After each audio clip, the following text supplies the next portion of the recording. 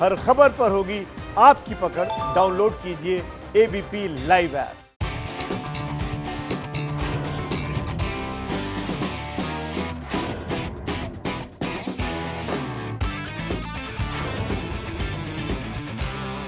One two three. नमस्कार, मैं हूं कपिल देव और आज हमारे साथ जो खिलाड़ी जुड़ रहे हैं, हिंदुस्तान के कप्तान रह चुके हैं। Suresh, thank you very much, आप हमारे साथ जुड़ रहे हैं। मैं सबसे पहले आपसे बात करना चाहता हूं, ये योयो टेस्ट क्या है, क्योंकि योयो गेम ही हमें खेलनी है आपके साथ। सबसे पहले योयो टेस्ट के कुछ प्रश्न पूछूं आपसे। वनडे कैप नंबर जो टेस्ट कैप का मिलता है, उसका क्या नंबर है आपका? इतना समय नहीं दूंगा मैं। वनडे कैप भाजी 157। मेरे को नहीं पता, आपने बता दिया। ओके, आप करीब हो, चलो फेल हो गए उसमें, पर फिर भी आपको पास दिया। 159।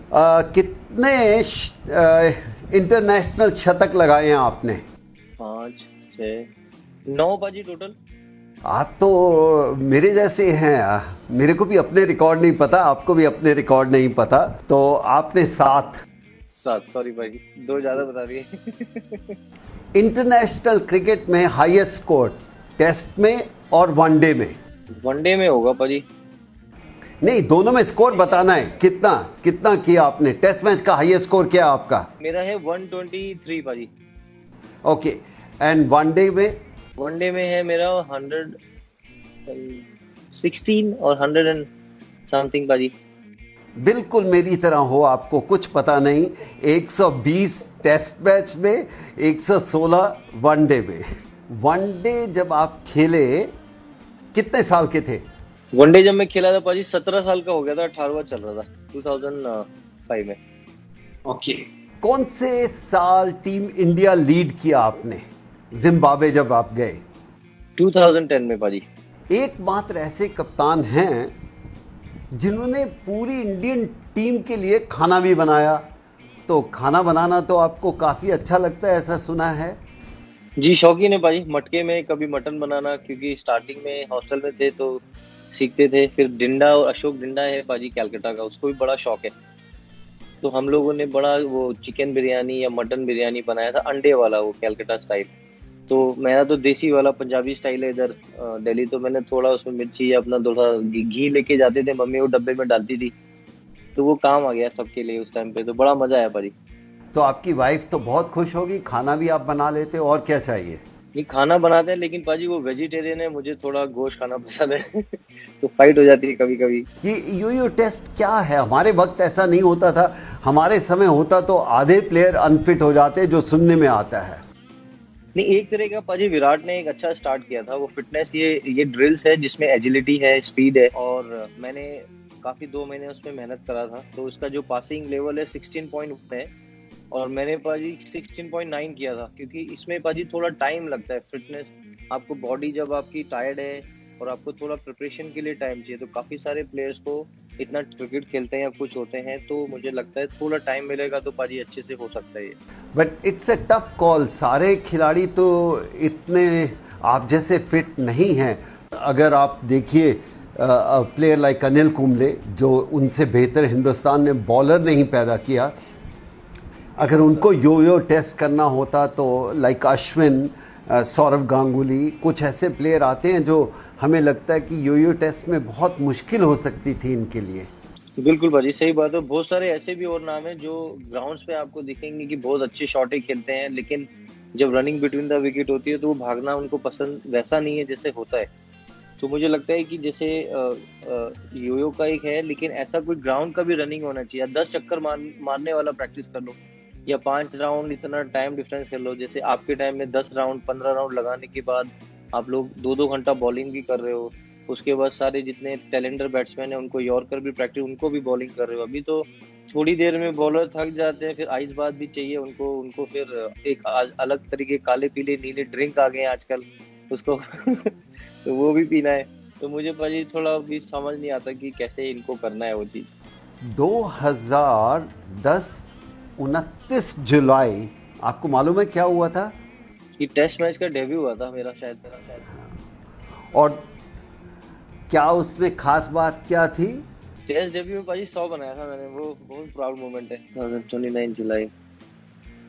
जो कुछ आपको याद आता है बता दीजिए, फिर मैं आपको पूरा डिटेल में भी ले जाऊंगा। नहीं, उसमें डेब्यू हुआ, 100 बनाया, राहुल भाई ने कैप दिया मुझको, और पाजी ने 200 बनाया था, सचिन तेंदुलकर पाजी ने।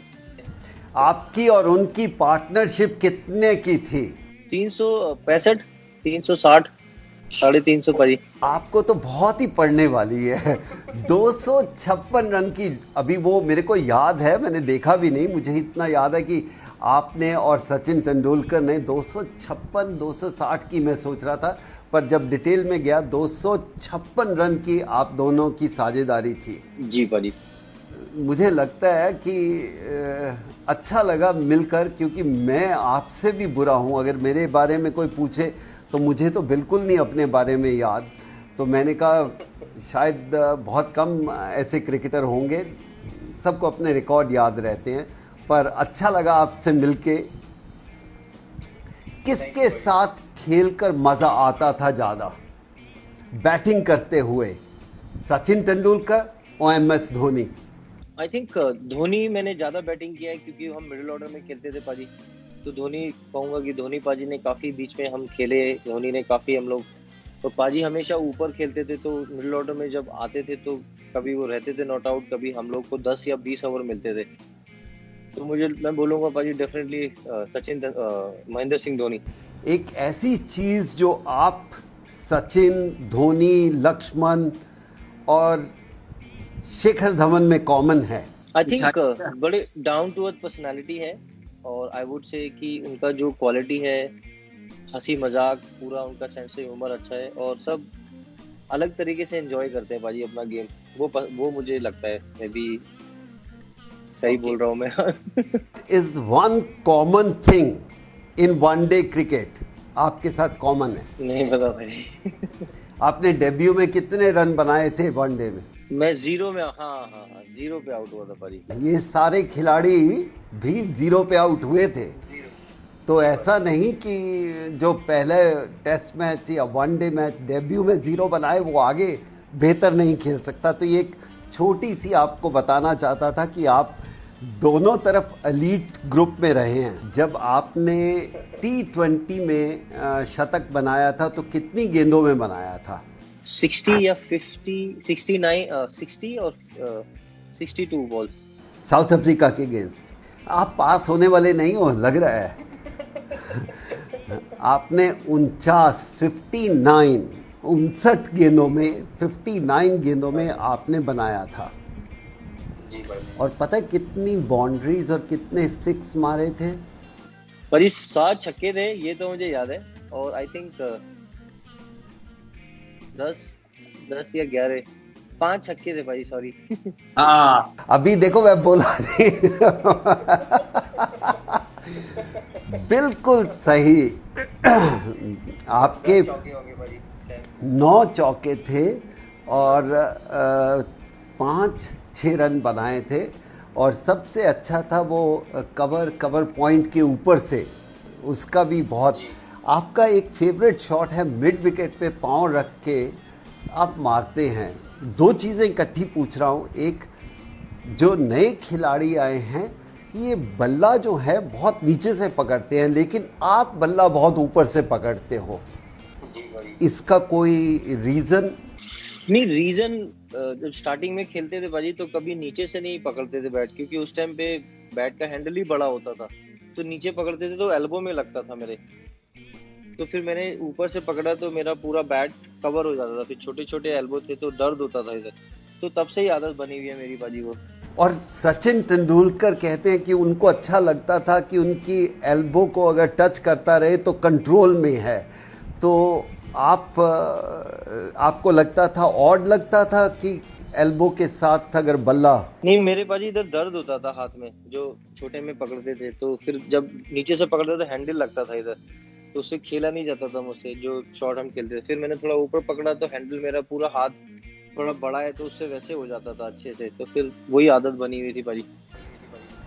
वो अच्छा लगता था क्योंकि हम जो 60s या 70s 80s में खेले वो कहते थे अगर स्लॉग करना है, जो बड़े बड़े सिक्स मारने हैं, तो ऊपर से बल्ला पकड़ना चाहिए। लेकिन अगर आप धोनी देखो, विराट कोहली देखो, और आज के Sachin Tendulkar, greatest player ever, वो तो बहुत नीचे से पकड़कर सिक्स मारते हैं, तो हमें थोड़ा सा कंफ्यूजन रहता है। इवन वीरेंद्र सहवाग, सौरव गांगुली, अगर इनको देखें जो 6 रन मारने में माहिर है, ये सब नीचे से पकड़ना शुरू कर दिया। ये बीच में पाजी राउंड हैंडल अलग आता है बैट का, टेपर हैंडल। मैंने भी नीचे से थोड़ा ग्रिप देखो कि तो चेंज हुआ है थोड़ा, तो जितना खेलते गए फिर आइडिया मिलता गया, लेकिन मैंने कभी ज्यादा नीचे से नहीं पकड़ा पाजी बैट को। एक बहुत फिटनेस के ऊपर है, क्योंकि उसके ऊपर बहुत आप ध्यान देते हो। कितने आईपीएल मैचेस खेलने के बाद आप अनफिट हुए या मिस किया? एक मैच मैंने मिस किया था सीएसके के लिए, गुजरात लायंस How के लिए, many जब मैं कैप्टन। matches?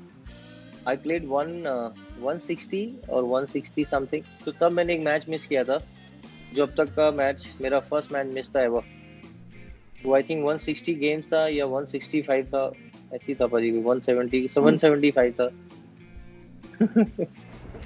जो मेरी रिसर्च है ना, तो बिल्कुल तुम मेरे से भी अगर कमजोर हो, लगता है ऐसे, बट खेलने में कमजोर नहीं हो। आपने 143 मैचेस के बाद जी पाजी आप मिस किया था 143, लेकिन पासिंग मार्क्स तो दे देना पाजी, क्योंकि आसपास ही था। ये एक्चुअली मैंने ज्यादा मैच बोल दिए, लेकिन जो पिछले आपने सवाल पूछे तो मैं पासिंग मार्क्स में आसपास ही हूँ भाई। आप तो ये कह रहे हो, मेरे को अभी भी कभी कभी कुछ क्रिकेट की बात करते हैं तो मेरे को अपना नहीं पता होता, मेरे को दूसरों का आइडिया ज्यादा है, अपना इतना नहीं है, तो इसलिए। मुझे पाजी आपसे वो कैच का सवाल पूछना था, जो आपने वो वर्ल्ड कप में जिस तरह से वो जज किया था कैच, क्योंकि वो डिफिकल्ट कैच था वो। शायद मैं डिफिकल्ट नहीं कहूंगा, इंपॉर्टेंट कहूंगा। डिफिकल्ट कैच वो होता है जो आपने कभी कभी कबूतर पकड़ लेते हैं ना, आप हाथ में आके चिपक गया। ये कैच ऐसा था कि मैंने देख लिया था, आई सीन द बॉल, बहुत जल्दी देख लिया था, पिक कर लिया जब उन्होंने हुक किया, और जब हवा में बॉल थी तो मेरे को जज हो गया कि आई कैन रीच। अगर वो और भी 10 यार्ड आगे होता तो भी मैं पहुंच जाता। जिस तरह से आप भागे, बॉल लगा, तो ऐसा लगा ही नहीं कि वो कहीं भी कैच जाएगा, वो छूटने वाला है। लाइक यू सेड कि वो इम्पोर्टेंट था, तो बॉडी और आपका जो भागने का स्टाइल था, आपकी नजर बॉल पे ही थी। वो कहीं भी जो अभी देखते हैं तो ऐसे लगता है कि वो आपके लिए कैच बना था, और वो जो जिस तरह से आप जा रहे थे तो कहीं भी ऐसा लगा नहीं कोई लेफ्ट से मिड ऑफ से आ रहा हो या फाइन लेग से आ रहा हो। आपको पता बॉल गया, बैट से लगा और आप बस भागे, और वो दिखता है वो बॉडी लैंग्वेज में। अगर आप इतनी जिंदगी क्रिकेट खेलोगे कुछ ना कुछ, तो कैच आपके बनते हैं। आप बताइए, आपका सबसे बेहतरीन कैच कौन सा था?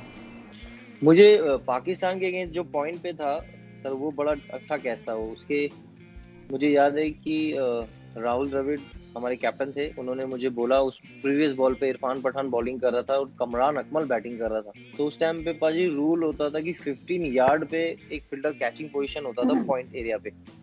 तो राहुल भाई ने बोला कि आप उधर लगेंगे। मैंने कहा बिल्कुल, मैं जाता हूँ उधर, आप मुझे बताइए कहाँ पे लगना है। तो कह रहे थोड़े से आगे रहना, क्योंकि इधर कैच आएगा तो आपको पकड़ना है।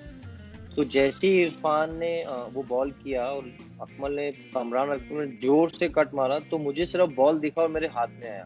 तो मुझे अच्छा ये लगा कि राहुल भाई को पीछे से लग रहा था कि उधर जा सकता है, और नेक्स्ट बॉल पे ही कैच आ गया। और मैंने जब उनको पूछा मैं करूंगा, और मैंने वो किया, तो मुझे वो कैच में बहुत इन्वॉल्वमेंट था बॉलर की तरफ से, कैप्टन की तरफ से और फील्डर की तरफ से।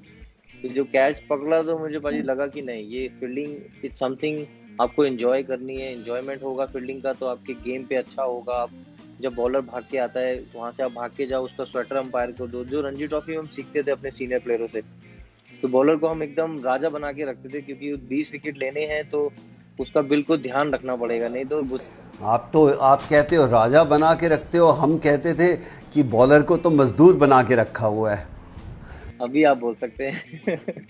पीछे जो आपके स्क्रीन के जो पीली सी जर्सी है, ये किस टीम की है? ये भाजी चेन्नई सुपर किंग्स की जर्सी है। जब हम 2018 में वापस आए थे तो ये धोनी भाई की जर्सी थी, तो मैंने ऑटोग्राफ करके सारे प्लेयर से लगाई है, क्योंकि वो 2 साल बहुत डिफिकल्ट थे हमारे लिए। अच्छा, आईपीएल की बात की है तो एक आईपीएल पे प्रश्न पूछ लेता हूं।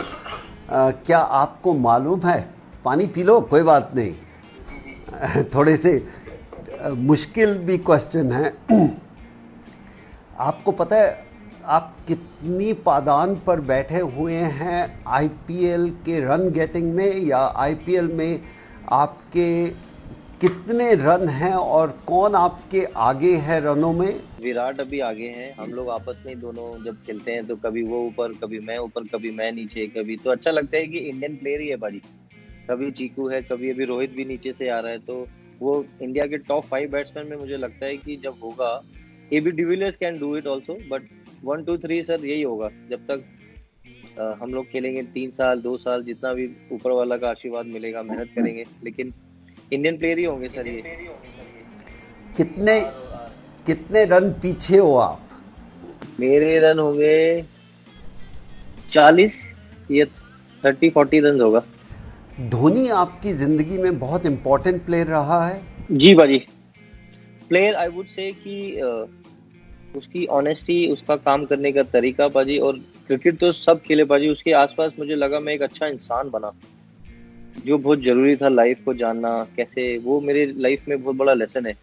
स्टार्टिंग से हम खेलते थे, जब वो कैप्टन भी था तो बहुत सारे लोग बातें करते थे कि ये ऐसा है, सुरेश उसके साथ है, तो बहुत सारे मुझे वो काउंटर अटैक भी मिले, लेकिन मैं कभी बाजी डरा नहीं किसी चीज से। लेकिन उसके आसपास रहने से मुझे एक अच्छी इंसानियत और एक अच्छा इंसान बनने का मौका मिला बाजी, जो मेरे लिए लाइफ का सबसे बड़ा लेसन रहा है क्रिकेट खेलने के बाद।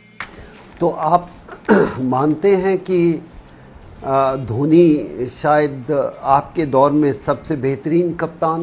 नहीं, मैं उनके साथ खेला हूँ, लेकिन राहुल द्रविड़, जब राहुल भाई थे वो भी कैप्टन थे, धोनी भाई अब जब उनके साथ खेलते थे तो राहुल भाई ने बहुत अचीवमेंट किया है, और उसके पहले दादा थे, जो दादा ने बहुत अच्छा किया, उन्होंने टीम बनाई। लेकिन धोनी भाई ने उस टाइम पे विकेट कीपर आके पाजी जो बिलीव कराया प्लेयर्स को, आप देखेंगे टीम बना उनके आसपास में। तो मुझे लगता है कि सब अपने अपने अंतराल में, चाहे वो दादा थे, राहुल भाई के साथ भी हम खेले, फिर धोनी भाई का टाइम आया, फिर बीच में अनिल कुंबले भाई थे, जिन्होंने काफी टेस्ट क्रिकेट में बहुत अच्छा एज ए कैप्टन बहुत मैचेस जिताए थे, और उनका इनपुट हमेशा अच्छा मिलता था। जब यो जो आया था तो अनिल भाई काफी कम्युनिकेट करते थे प्लेयर्स के साथ कि सुरेश और जो भी एक्स्ट्रा प्लेयर, आओ आप, you should come to NC, I will work with you. तो वो कम्युनिकेटर बड़े अच्छे थे पाजी।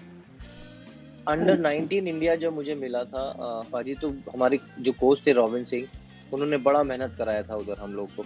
हमारे बैच में काफी सारे ऐसे प्लेयर थे जिन्होंने बोला कि ये टीम बिलीव करती है कि हम जीते भी वहां पर। तो वहां से मुझे लगा, इंग्लैंड तो पाजी पहली इंटरनेशनल फ्लाइट थी, कभी बसों में भी नहीं बैठे थे, बड़ी बड़ी बसों में।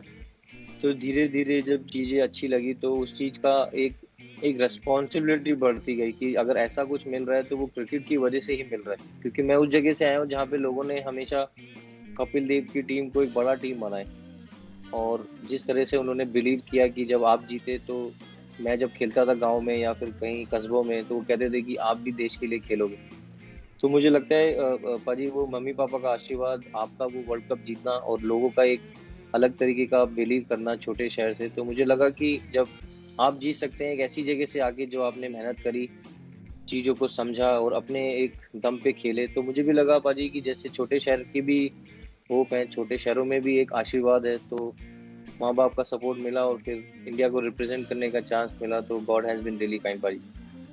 कठिनाई आई पेरेंट्स की तरफ से, या पढ़ाई की तरफ से, या बाकी तरफ कोई और दिशा से? मैं भाई जब हॉस्टल में था तो 9th क्लास में मैं छोड़ के आ गया था, क्योंकि वहाँ काफी रैगिंग होती थी, सीनियर लोग वैसे थे। तो मैं जब मम्मी से दूर नहीं गया था, पापा मम्मी से, भाई लोग का बड़ा लाडला था, दीदी से छोटा था घर का, तो गुस्सा था खेल का कि खेलना है खेलना है। मुझे ये नहीं पता था कि ये बहुत बड़ा सेक्रीफाइस है, कि अगर मैं गाजियाबाद से लखनऊ गया तो वापस आने में मुझे महीने लग सकते हैं। तो मैं गुस्से में गया उधर, फिर जब गांव में इधर मुरादनगर या गाजियाबाद में खेलता था तो सुबह जाता था, शाम को घर आ जाता था। जब हॉस्टल में गया तो वहाँ मुझे खुद कपड़े धोने, खुद अपना दिनचर्या सारी बनानी, डिसिप्लिन में रह के सारी चीजें, खाना भी इतना क्वालिटी नहीं बोलूंगा कि, बट कोई कंप्लेन नहीं है, वहां से भी बहुत सारी चीजें सीखने को मिली। लेकिन वो टफ टाइम था कि 9 महीने वहां रहना, 10 महीने, फिर रैगिंग भी होती थी, मम्मी की बहुत याद आती थी कि बड़े क्लोज थे घर में। तो फिर मैं वापस आ गया था पाजी हॉस्टल। फिर मुझे मेरे भैया हैं दिनेश रैना और मुकेश रैना, और जो प्रियंका के पापा हैं तेजपाल सिंह सर, उन्होंने मुझे, स्पोर्ट्स के टीचर थे, तो उन्होंने मुझे बोला कि आप कोई बड़े बच्चे नहीं हो घर के, अगर आपको खेलना है तो फिर आप अच्छे से मेहनत करो। फिर पाजी मैं दोबारा गया। फिर मुझे ब्लेसिंग मिला सब बड़े लोगों का, फैमिली का, तो मुझे लगा वो मेरी लाइफ का टर्निंग पॉइंट था पाजी। मैं बीच बीच में आपसे प्रश्न भी पूछ रहा हूँ कि क्रिकेट के बारे में जो आपको और मुझे ज्यादा मालूमात नहीं है, और कोई ऐसा क्रिकेटर जो टैलेंट कम हो लेकिन परफॉर्मेंस बहुत बड़ी दी हो, जैसे हम मानते थे हमारे समय में रवि शास्त्री, पर उनमें जोश जज्बा इतना था, टैलेंट इतना नहीं था, लेकिन लड़ने का जज्बा और परफॉर्म करने का जज्बा बहुत ज्यादा था। आपके समय में कोई ऐसा प्लेयर? वो बॉलर भी हो सकते हैं, बैट्समैन भी हो सकते हैं भाई। कोई भी क्रिकेटर, देखिए जब आप क्रिकेट खेलते हैं, कुछ लोग हमारे समय में होता था उनको घूमने का ही शौक होता था, टूर हो गया तो ठीक है, और कुछ होते थे उनको सोच होती थी मुझे बड़ा प्लेयर बनना है, और उनमें टैलेंट इतना नहीं होता था। इसलिए मैंने रवि शास्त्री का एग्जांपल दिया कि उससे ज्यादा जुनून क्रिकेट में परफॉर्म करने का बहुत कम लोगों में देखा है। उनमें टैलेंट, उनमें वो लड़ने का और परफॉर्म करने का जज्बा बहुत था। तो आपके टाइम में कोई ऐसा क्रिकेटर आपको लगा है? मुझे लगता है दो प्लेयर थे पाजी ऐसे, एक तो जेपी यादव, आपने नाम सुना होगा, एमपी से हैं वो जी, और एक हमारे क्रिकेटर थे ज्ञानेंद्र पांडे। वो लोग फाइटर थे, जैसे बिल्कुल खेलते थे जज्बे के साथ और पूरा अलग तरीके से रहते थे वो बड़े प्लेयर बन सकते थे, उन्होंने परफॉर्मेंस नहीं दी। जी पाजी। अब आपको क्या लगता है कि ये दौरा जो गया पिछले 2-3 महीने का, इससे क्रिकेट में कितनी तब्दीली आएगी? बहुत आने वाली है भाजी। जैसे अभी जो भी गाइडलाइंस आ रही हैं, जो हम सुन रहे हैं न्यूज़पेपर में, ऐसे लग रहा है कि वो एक क्रिकेट नहीं, एक आप अलग तरीके से बैठे हो, वो कोई कंट्रोल कर रहे हैं। तो हम जब तक भागेंगे नहीं, एक दूसरे को गले मिलके या उससे बात नहीं करेंगे, जैसे मैंने कई बार आपकी पाजी के साथ फोटो देखी, सचिन तेंदुलकर पाजी के साथ उनको समझा रहे हो, जो सीनियर प्लेयर आते हैं, तो सोशल डिस्टेंसिंग इतना ज्यादा माइंड में हो जाएगा तो प्लेयर सोचेगा कि कैसे मैं बात करूँ, वो डरेगा कि अभी लोग इतना अप्रोच वैसा नहीं होता है। तो मुझे लगता है कि वो चैलेंज बनेगा एज ए प्लेयर। आप ग्राउंड पे जाओगे, आपको कैप नहीं पहननी या जो भी स्लाइवा नहीं लगाना बॉल पे। अगर बॉलर की हैबिट है बाजी बॉलर पे, तो जब हाथ में आएगा तो ऑटोमेटिक एक आता है वो फील, तो उसको बहुत सारा कंट्रोल करना पड़ेगा अपना जो जो रूटीन बना हुआ है इतने सालों से, तो उसको थोड़ा टाइम लगेगा करने में, मुझे ऐसा फील होता है भाई। अगर आप सलाइवा या आप स्वेट नहीं लगाएंगे गेम में, तो ये गेम बल्लेबाज के हक में ज्यादा नहीं जाएगी। बिल्कुल, और बिल्कुल सही कह रहे हैं पाजी आप। और जो हम फील्डिंग करते हैं, हम थोड़ा स्पिड लगाते हैं हाथ में कि बॉल स्वेट आता है, या फिर आप कैच पकड़ते हो जोर से, तो उसमें स्लाइवर लगता है तो थोड़ा वो चिप चिप कम हो जाता है, स्वेट पूरा निकल जाता है, तो क्लीन हो जाता है हैंड। तो उसमें भी नहीं होगा। कपड़ा रखेंगे, कैसे पसीना आता है तो उसको कैसे क्लीन करेंगे, या फिर हम एक क्रीम लेके आएंगे अंदर से, वो अलाउड नहीं होगी। तो फिर ग्राउंड पे जब रखेंगे पूरा वो घास में, उसमें भी पूरा वो ड्यू होता है तो वो भी गीला होगा, तो बहुत सारे चैलेंज होंगे, थोड़ा डिले हो जाएगा गेम, तो उसमें ज्यादा टाइम लगेगा, तो थोड़ा। और अब क्या लगता है आपके सोच से ये नॉर्मल क्रिकेट हो सकती है दोबारा? पर इसमें बहुत टाइम लगेगा, क्योंकि नॉर्मल क्रिकेट जो आप बोल रहे हो, वो क्रिकेट आप बोल रहे हो जो एक अलग तरीके का एक इंजॉयमेंट क्रिकेट है, वो जो हमने आपसे सीखा, हमने खेलने में सीखा। और जो अब ये क्रिकेट है, ये एक ऐसी डिजीज है जो सबके लिए इम्पोर्टेंट भी है, लेकिन इसमें क्या क्या प्रिकॉशन होंगे, क्या क्या चीजें होंगी, वो तो पाजी खेलेंगे तो बहुत मुश्किल होगा, मुझे ऐसा लगता है, लेकिन वो खेलने के बाद ही पता चलेगा पाजी। और आप क्या लगता है आपके सोच से कब ये नॉर्मल क्रिकेट हो सकती है दोबारा? जो अब नई जनरेशन आ रही है, उनके लिए आप क्या मैसेज आज छोड़ना चाहते हैं, या क्या बताना चाहते हैं कि क्रिकेट बनने के लिए क्या क्या होना चाहिए? नहीं, मुझे सबसे बड़ी जो सीख मिली अपने माँ बाप से, पेरेंट्स से, कि खेलने का जो जुनून आता है, वो एंजॉयमेंट बहुत जरूरी है पाजी। आप जैसे फाइटिंग स्पिरिट भी जो बोलते हैं, क्योंकि मुझे एंजॉयमेंट करता था तो मुझे खेल में मजा आता था। तो मेरा मैसेज ये है कि एक तो गेम की रिस्पेक्ट करनी बहुत जरूरी है। आजकल इतना ग्लैमर है, इतना सब कुछ है, तो क्रिकेट है, तो आप हो तो क्रिकेट है, तो ग्लैमर के साथ पैसा भी आ रहा है, लेकिन बहुत सारी रिस्पॉन्सिबिलिटी बढ़ रही है। मैंने देखा 13 साल आईपीएल हो गया पाजी, बहुत पैसा है, सब कुछ है, लेकिन उसमें बहुत जरूरी है, आपको डाउन टू अर्थ रहना बहुत जरूरी है। और वो तभी आएगा जब आपकी सराउंडिंग अच्छी होगी, आपका माँ बाप के साथ आप टाइम स्पेंड करोगे और उन लोग के साथ बैठोगे जो आपको क्रिकेट की बात ज्यादा करें। ये बड़ी बड़ी बातें ना हो कि ऐसे घर करेंगे, ऐसी गाड़ियां करेंगे, वो सब कुछ इंपॉर्टेंट नहीं रखता है लाइफ में। और माँ बाप के साथ रहो, उनके साथ टाइम स्पेंड करो, वो बहुत जरूरी है। पैसा तो आएगा ही जी। ये एक शब्द बार बार आता है, डाउन टू अर्थ रहो। ये कैसे एक्सप्लेन कर सकते हो, डाउन टू अर्थ रहो, या इसका क्या मतलब क्या है डाउन टू अर्थ? मुझे लगता है भाजी गॉड फियरिंग होना बहुत जरूरी है, क्योंकि जो ऊपर वाले की लाठी है वो कभी भी कहीं से भी आ सकती है। तो गॉड फियरिंग होना बहुत जरूरी है। और I mean to say that down to earth, कि अपने उन चीजों में ही रहो जहाँ से आपको आशीर्वाद मिलता है, उसको मत नेग्लेक्ट करो। कभी कभी जैसे मम्मी डांटती है, उनकी डांट खानी जरूरी है। पापा अगर बोल रहे हैं तो पापा की डांट खानी जरूरी, क्योंकि वो उन्होंने हमें बचपन से देखा है। वो तो वो उनका डांटना मतलब हमारे लिए बहुत फायदेमंद रहा है और रहेगा आने वाले टाइम में। और आप ज्यादा बता सकते हैं। नहीं नहीं, मैं तो सीख रहा हूं, क्योंकि हर जनरेशन आती है, नई जनरेशन आती है, तब्दीलियां आती हैं, उनका सोचने का तरीका शायद। अब हमें ऐसा लगता है कि इतना पैसा आ गया है, कहीं ये पैसा प्लेयरों को खराब ना कर दे, ये अपने आप को बचा के रखे। सबसे ज्यादा चिंता इस चीज की है। जो मेहनत करनी है वो करो, लेकिन कभी कभी आपके हाथ में ज्यादा पैसा आ जाए, ये ना हो कि उससे बहुत सारी चीजें आती हैं, कहीं आप खराब ना हो जाओ।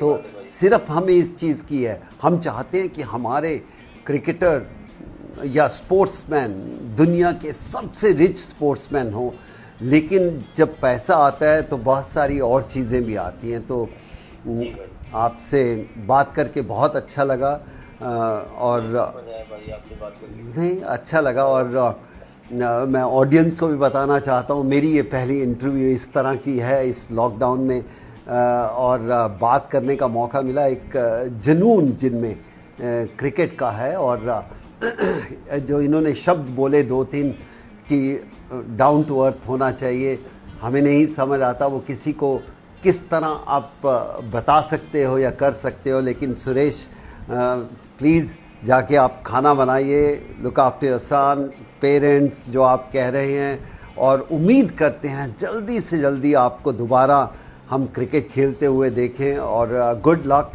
Safe and healthy life. Thank you so much भाजी, टेक केयर, और फिर जल्दी मुलाकात करते हैं भाजी। जरूर, थैंक यू। थैंक यू भाजी। ये थे सुरेश रैना जिनसे मैं बात कर रहा था, और बहुत मज़ा आया। इतना मज़ा इसलिए आया क्योंकि कैंडिड था, कोई फॉर्मेलिटी नहीं थी। और जब इंटरव्यू में फॉर्मेलिटी नहीं होती तो उसका बात करने का बहुत तरीका बदल जाता है। तो अच्छा लगा। ये है एबीपी न्यूज़, आपको रखे आगे।